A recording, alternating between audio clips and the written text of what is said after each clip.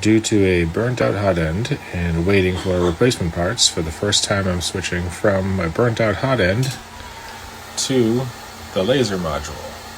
And while I'm doing that, I'm going to take the build plate and the heated build plate. I decided to do modification.